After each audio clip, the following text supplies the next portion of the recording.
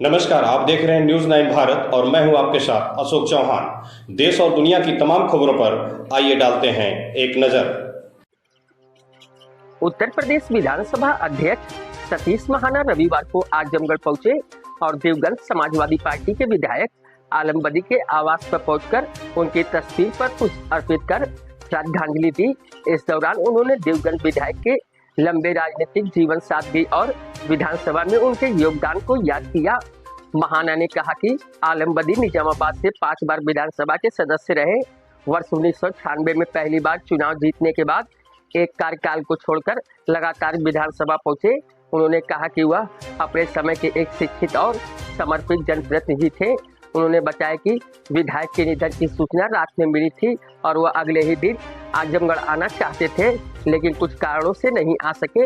इस दौरान उनकी विधायक दुर्गा प्रसाद यादव और देवगन विधायक के परिजनों से बातचीत भी हुई थी। विधानसभा अध्यक्ष बनने पर बनाया था इंजीनियरिंग का ग्रुप। सतीश महाना ने बताया, विधानसभा अध्यक्ष बनने के बाद उन्होंने पेशे के आधार पर इंजीनियर विधायकों का एक समूह बनाया था। आलम बदी का नाम भी उसमें शामिल किया गया था। उन्होंने कहा कि इस पर आलम बदी ने मुस्कुराते हुए कहा था कि वो अपने इंजीनियरिंग की पढ़ाई को भूल चुके थे और उन्हें फिर से याद दिलाया गया। महाना ने उन्हें बेहद विनम्र और सकारात्मक व्यक्तित्व का धनी बताया। विधानसभा अध्यक्ष ने कहा कि देवगन विधायक किसी विवाद में नहीं रहे।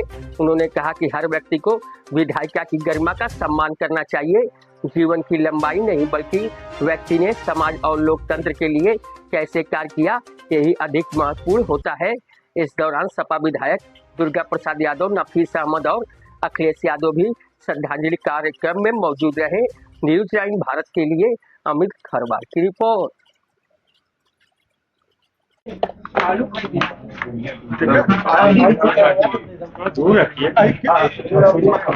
जिस तरीके से संबंध थे सर और जिस तरीके से आपकी चर्चाएं होती रहती आपके मुंह से, आपने भी उनको बहुत सम्मान किया।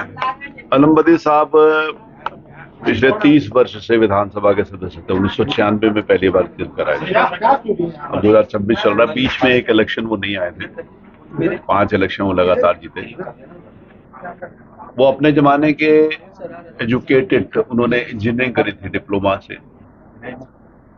मैंने जब अध्यक्ष बना और मैंने प्रोफेशन वाइज मैंने ग्रुप्स बनाए, तो जब मैंने इंजीनियर्स की ग्रुप बनाया तो उसमें मैंने आलम बदी साहब का नाम देखा और मैंने उनसे रिक्वेस्ट करी कि आप जरूर आना। तो उन्होंने मुझे एक बात की, उन्होंने कहा, स्पीकर साहब, मैं भूल गया था कि मैंने इंजीनियरिंग करी, आपने मुझे याद दिला दिया कि मैं इंजीनियर हूं। तो ये एक बहुत बड़ा एक मेरे प्रति उनका पॉजिटिव सम्मान था कि मेरे प्रति उन्होंने इस प्रकार की बात, बहुत विनम्र और बहुत अपनी बात बहुत अच्छी तरीके से कहते थे। किसी कंट्रोवर्सी में नहीं थे, सिर्फ जिस प्रकार से होता है ना, ये पुराने कहा जाता है कि पढ़े लिखे लोग। तो जब मैंने विधानसभा में ये बताना शुरू किया कि विधायकों की जो छवि पिछले 30-40 सालों में प्रस्तुत करी गई है वो ही हकीकत नहीं है। यहाँ पर एजुकेटेड लोग हैं, इंजीनियर्स हैं, जैसे मैंने आलम बदी साहब हो गए, डॉक्टर्स हैं, पीएचडी हैं, मैनेजमेंट के लोग हैं, वकील हैं। फिर एक पत्रकार मित्र ने मुझसे पूछा कि कोई अपराधी नहीं है क्या? तो मैंने कहा, आलम बदी साहब पिछले 3 साल से, तो वो आपको क्यों नहीं दिखते थे? वो तो पढ़े लिखे थे। पढ़े लिखे लोगों को भी तो देखना चाहिए था, वो आपने देखे नहीं। तो विधायिका की जो एक गरिमा होती है, इंस्टीट्यूशन एज एन होल, उसका सम्मान करना हम सब लोगों को सीखना चाहिए। उसमें वो पूरी तरीके से दक्ष थे। मेरे से उम्र में काफी बड़े थे, उनका स्नेह भी रहता था। मेरे पास आते थे तो मुझे लगता था कि एक वरिष्ठ गार्जियन के रूप में मेरे सामने आते थे। जो इस व्यक्ति ने जन्म लिया उसने जाना है। अपनी पुराने कहा जाता था ना कि व्यक्ति कितना जिए ये इम्पोर्टेंट नहीं है, कैसे जिए। ऊपर वाले की कृपा से ये जिए भी खूब। 90 साल की उम्र प्राप्त करना अपने आप में एक बहुत उनके जीवन का जो संयम होगा, जो उनके जीवन की शैली होगी, उसी कारण 90 साल होगी। और जिए भी अच्छा, जनता की सेवा करना भी तो एक महत्वपूर्ण समय। मेरा उनके साथ, जैसे मैंने बोला है कि कितना लगा। डेफिनेटली मैं जिस दिन इनकी तबीयत खराब थी तभी मैं लगातार मैं जानकारी करता रहा कि उनकी तबीयत की क्या हाल है। जिस दिन रात को वो नहीं रहे तो मैं नेक्स्ट डे ही मेरे आने का मन था, लेकिन नेक्स्ट डे मैं नहीं आ सका था। तो मैंने संग्राम भाई और दुर्गा भाई सबसे बातचीत हुई थी। मैंने उनको बोला था, उनके बेटे की बात हुई थी, उसी दिन बात हुई थी। मैंने कहा था मैं जरूर आऊंगा, मेरा मन है। तो आज मैं उनके प्रति अपने श्रद्धा सुमन प्रस्तुत करने के लिए सर, आपके विचार भी काफी माने जाते हैं, आपका महत्व वोट भी जो करते हैं वो काफी महत्वपूर्ण होता है। जंतर मंतर को लेके आखिर क्या रहा, आपका क्या नजदीक? अलमबदी साहब बहुत अच्छे आदमी थे।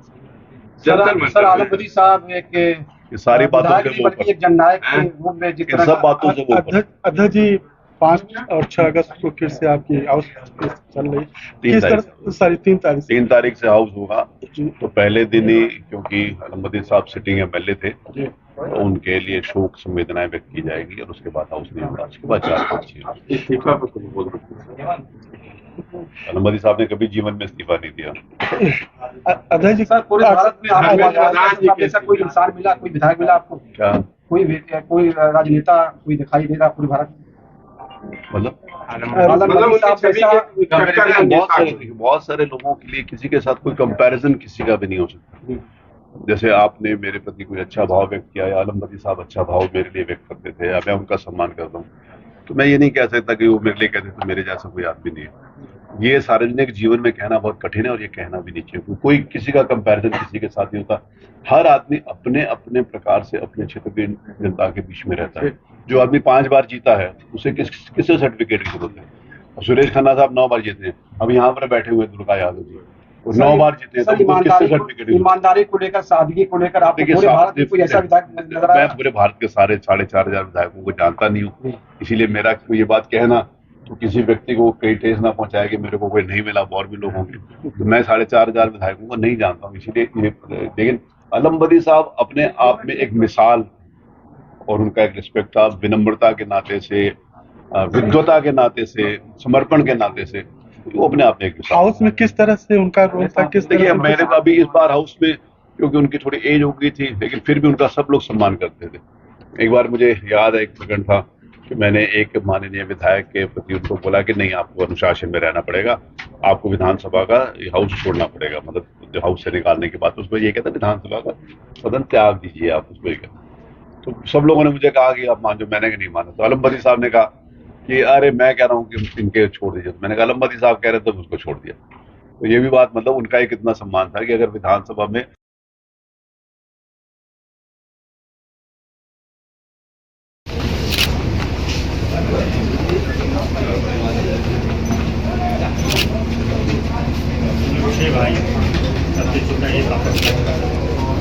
मेरे लिए बहुत गर्व है, मेरे लिए बहुत, मेरे पास आते थे, मेरे उनकी बहुत बात की। यहाँ खबरों का सिलसिला कभी नहीं थमता। सिर्फ और सिर्फ बने रहिए न्यूज़ 9 भारत पर। अब चाहूंगा इजाजत। नमस्कार।